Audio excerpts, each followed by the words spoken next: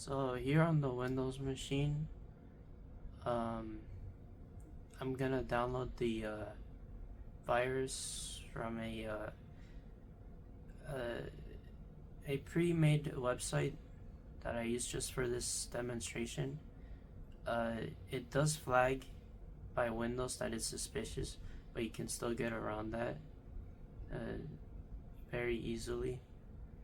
So what Scan Detective will do is show that this was recently downloaded and that it is suspicious.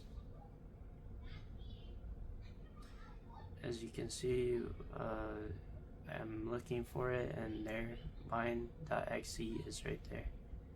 Then you can examine the file data to see that if it has any suspicious strings, and it indeed has a lot of them.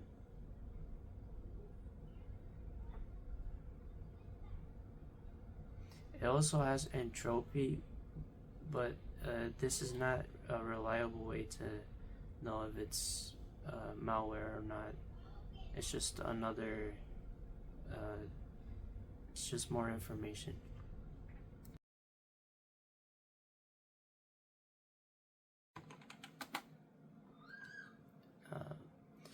On the other hand, if you try to do this on an admin account,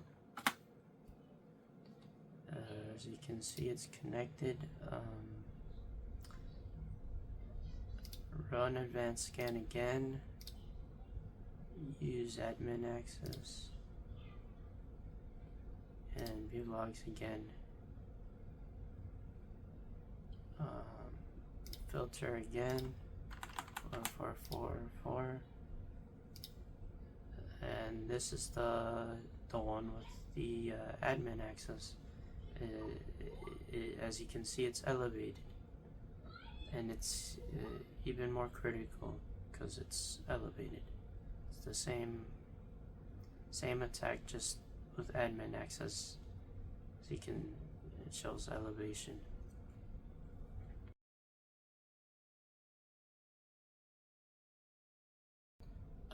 This would be an example of the reverse shell getting detected on Scan Detective. So first you start the bind shell, then the listener, and as you can see, it is connected.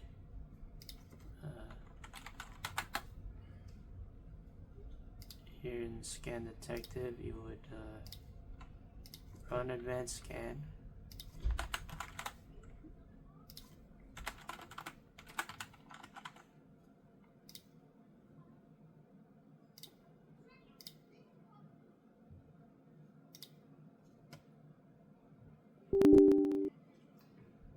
View logs. Since it's a since it's a reverse shell and it's listening on 4444, you would put that in the filter, and this is it. Python.exe. It's unknown. It's critical. It doesn't have elevated, but this is the attack.